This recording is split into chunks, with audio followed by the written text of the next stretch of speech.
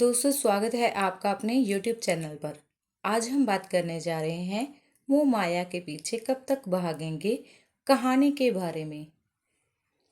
गांव के एक कोने में बसा एक छोटा सा घर, जिसमें रह रहे थे बुजुर्ग किसान रामलाल और उनकी पत्नी सुमित्रा। दोनों का जीवन साधारण था। खेतों में मेहनत करना, 2 वक्त की रोटी का जुगाड़ करना और भगवान का धन्यवाद करना, यही उनकी दिनचर्या थी। परंतु उनके 3 बेटों का जीवन इस सादगी से बिल्कुल उलट था। बड़ा बेटा राघव शहर में बड़ा व्यापारी बन चुका था। उसे बस पैसा कमाने और अपनी शानो शौकत बढ़ाने की चिंता थी। मंझला बेटा मोहन नौकरी में इतना व्यस्त था कि माता पिता को साल में एक बार भी देखने नहीं आता था। छोटा बेटा अर्जुन पढ़ाई के लिए विदेश चला गया था और वहीं का होकर रह गया। अब हम बात करेंगे मोह माया की शुरुआत के बारे में। राघव ने एक दिन घर पर फोन किया। उसने गर्व से कहा, पिताजी, मैंने नई कोठी खरीदी है। उसमें स्विमिंग पूल है, बड़ी गाड़ी है और नौकर चाकर सब हैं। अब मैं समाज में और ऊंचा हो गया हूँ। रामलाल ने पूछा, बेटा खुश रहो, लेकिन क्या तुम सच में खुश हो? राघव ने झिझकते हुए कहा, खुशी का तो कोई पता नहीं, पर इतना सब कुछ है कि अब कोई मुझसे कम नहीं। दूसरी ओर मोहन ने अपनी नौकरी में तरक्की पाने के लिए दिन रात मेहनत की, लेकिन उसके जीवन में रिश्तों और अपनों के लिए कोई जगह नहीं बची। हर रोज वह अकेलापन महसूस करता, लेकिन अपनी व्यस्तता के कारण इस सच्चाई से भागता रहता। अर्जुन, जो विदेश में बस चुका था, अपने दोस्तों और आधुनिक जीवन शैली में इतना खो गया था कि उसे गांव की मिट्टी और माता पिता की अहमियत का एहसास ही नहीं था। वह सोशल मीडिया पर अपनी लग्जरी लाइफस्टाइल दिखाने में ही व्यस्त था। अब हम बात करेंगे रामलाल की चिंता के बारे में। एक दिन रामलाल ने सुमित्रा से कहा, हमारे बेटे मोह माया के पीछे दौड़ रहे हैं। उन्हें नहीं पता कि यह दौड़ कभी खत्म नहीं होती। जितना भी कमा लो, जितना भी पालो, यह तृप्ति नहीं देती।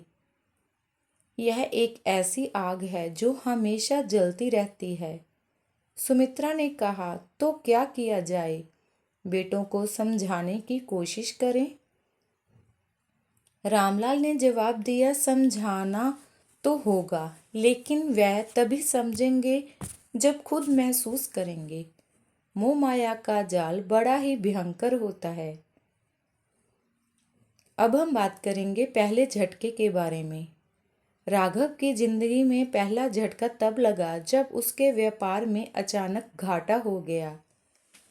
उसने बड़े बड़े कर्ज ले रखे थे और अब उन कर्जों को चुकाने के लिए उसकी सारी संपत्ति बिकने लगी।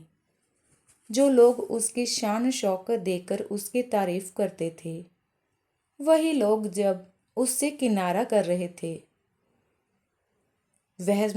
वह मायूस होकर अपने माता पिता के पास गया और कहा, पिताजी, मैंने सोचा था कि पैसा ही सब कुछ है, लेकिन अब तो ऐसा लग रहा है कि कुछ भी नहीं बचा। मैं अकेला हूँ। रामलाल ने मुस्कुराकर कहा, बेटा, मोह माया का यही खेल है। यह तुम्हें ऊंचाई तक ले जाती है, लेकिन जब गिराती है तो संभलने का मौका भी नहीं देती। रिश्ते, नाते, सच्चा सुख और असंतोष ही असली संपत्ति है। अब हम बात करेंगे मोहन की कहानी के बारे में।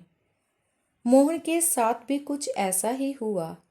उसकी नौकरी में लगातार तनाव और अकेलेपन ने उसे अंदर से खोखला कर दिया। एक दिन उसे दिल का दौरा पड़ा और वह अस्पताल में भर्ती हो गया। उसे महसूस हुआ कि उसकी जिंदगी में कोई ऐसा नहीं है जो उसका हाल चाल पूछे। अस्पताल के बिस्तर पर लेटे हुए उसने अपनी माँ को फ़ोन किया।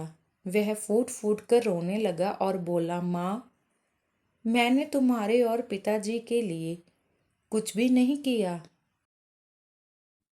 बस पैसे के पीछे ही भागता रहा। लेकिन आज समझ में आया है कि जिन अपनों के बिना यह पैसा भी बेकार है, मैंने उन्हीं को खो दिया। अब हम बात करेंगे अर्जुन के भ्रम के बारे में। अर्जुन जो विदेश में बसा हुआ था, एक दिन सड़क हादसे का शिकार हो गया। अस्पताल में उसने पहली बार महसूस किया कि उसके आसपास केवल अजनबी लोग थे। किसी ने भी उसकी मदद नहीं की। उसने सोशल मीडिया पर अपने दोस्तों को मैसेज किया, लेकिन कोई जवाब नहीं आया।